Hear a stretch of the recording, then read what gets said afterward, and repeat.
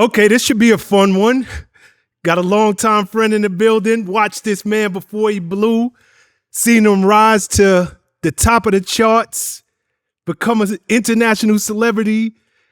And now this man is doing his thing, looking like fine wine. Hold on, before I get into it, I gotta move down to Atlanta because there's something in that water. Y'all Asian like fine wine. Yeah. Please welcome to Vlad TV, young Joc. Joc, what up? Prez, what it do? And thank you for all the flattering compliments, my good friend. No, well deserved, brother. Well deserved. Joc, we got a lot to get into. So I want to take it back. I like to start these interviews at the beginning and then bring them up. I know it's some things we got to cover, but let's go back to the beginning. So you originally from Atlanta. Yeah. What was it like growing up for you? Because I know you to be one way, but who looks could be deceiving. Was you a kid that was fun loving? Yeah, I was always into shit. You know what I'm saying? I was one of those kids who I was very smart, so I was the kid to get finished with my work first in class. So on one side of things, I had my shit together. But because I had that bubbly personality, I was always in with the other crowd too, the ones who wasn't doing their work. So I was with the studious kids and I was with the class clowns, you know what I'm saying? So I kind of played both sides of it.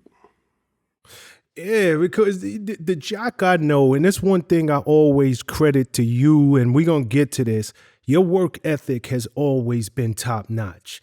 You're a person who from day one was willing to put in the work to get what you want. Right. So, I'm just thinking like Joc the kid, it don't surprise me that you was doing well in school and playing both sides of the fence. So as you were growing up, I'm assuming you were a relatively good kid. It ain't necessarily you got one of them stories where... I was a mischievous kid, you know what I'm saying? I wasn't bad. I wasn't stealing cars. I wasn't robbing. I wasn't breaking into people's houses. But I was getting in fights. I was doing shit that get my ass whooped, getting suspended from school. But I still had a certain level of integrity, even as a kid. So I was the kid that, I might be running I might be with somebody and the neighbor is like, she frowning at him, but, hey, Joc, how you doing? How you doing, Miss Karen? You know what I'm saying? How you doing, Miss Pam? You know what I mean? So it was kind of like, they even in school, the teachers would be like, yo, how you this smart and you hang with the knuckleheads? Like, what are you doing? And I was like, yo, I can't help that I relate to these cats, but I also relate to the kids in here who at the top of the class too. You know what I'm saying? I was a good grade kind of kid, but I also was a principal office, go see the counselor type of kid too. You know what I mean? Yeah, what was your parents like? What was your relationship like with your parents? It's interesting, man. You know what I'm saying? My mama really ain't take no shit, but I was a boy. You know what I'm saying? So it was always a challenge, you know what I'm saying, dealing with me. My dad, he ain't take no shit, but, it's interesting because when I was with my dad, I was, I wouldn't act out as much. Preferably, I was happier with my dad, only for the fact of when I was with my dad, it was always something. I was always learning something. I was always intrigued. We was always hustling, getting some money, moving around. He telling me a story. That's why I tell stories the way I do, because my dad's real melodramatic as well, you know what I'm saying? And he always had this certain type of charisma and finesse about him. My mom was more like a homebody, you know what I'm saying? Me being an outgoing kid, I'm running the streets. She in the house, so fairly decent relationship with both parents growing up. I just stayed in a lot of trouble. So they always knew my teachers, my principals, my first name and shit. Call you on the phone. Hey, Vicky. Stan. They used to come up here and see about him. Yeah, come on through this. You know what I'm saying? But I wasn't no, I was a wild child. I wasn't a problem child. I was more of a wild child. You know what I'm saying? Nah, I got you. Speaking of your pops real quick, your pops, he owned a haircare products company? Owns, yes. Oh, Claudio St. James, yeah.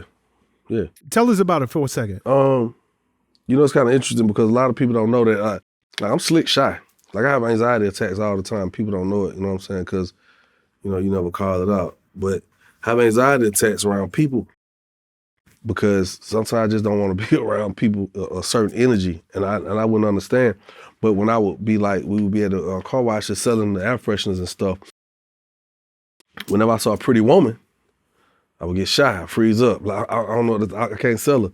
So it took my dad to always go over and break the ice, and he'd always break the ice with a joke, a smile, a compliment. And so as a kid, I'm like, oh shit, that's what you do. You tell a little joke, you say something funny, you say something intriguing, you make a compliment, break the ice, you get the sale.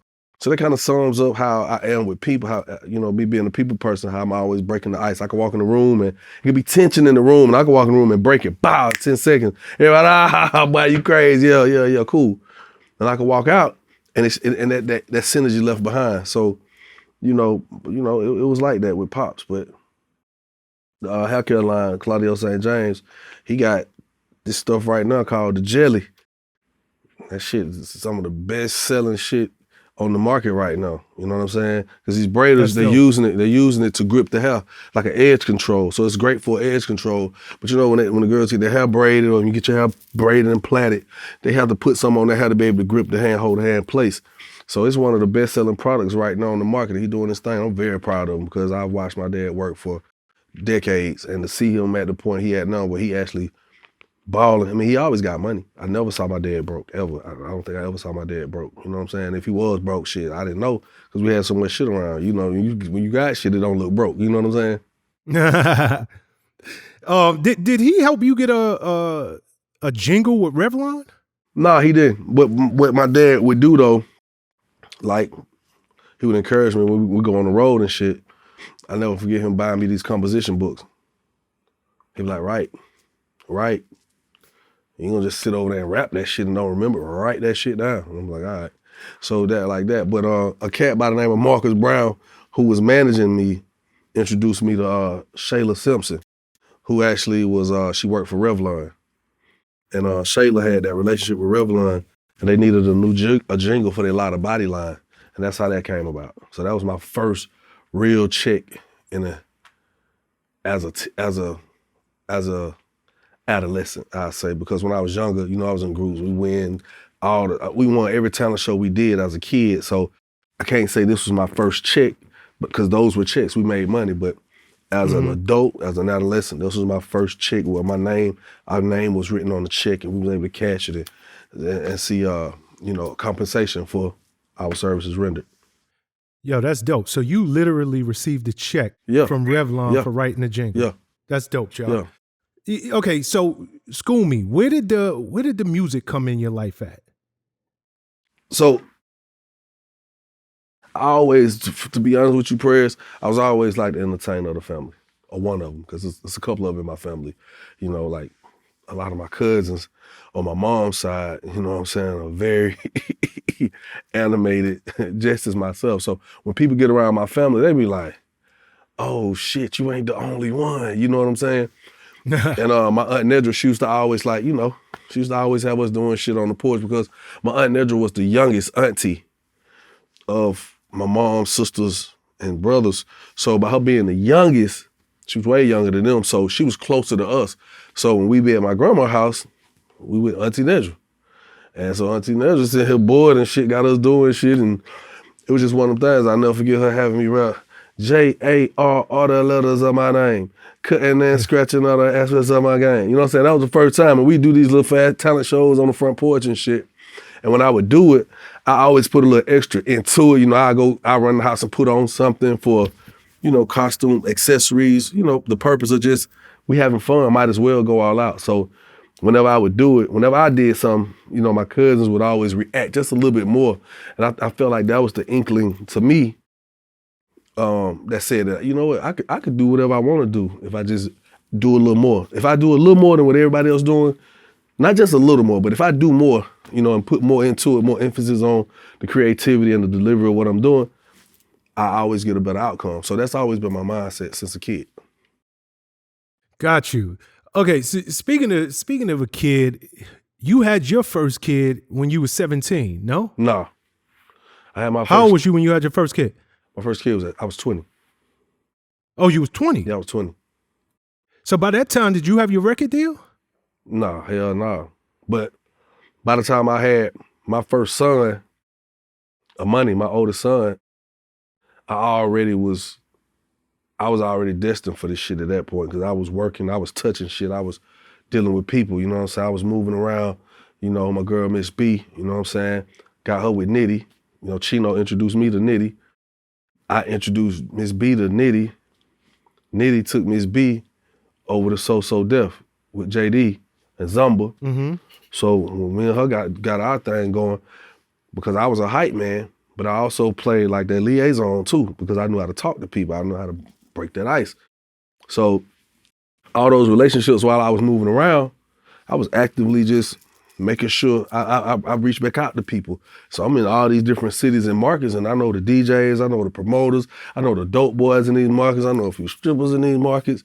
So I made sure that when it was time for me, I had people I could reach out to, and that's what I did. I made sure I nurtured those relationships.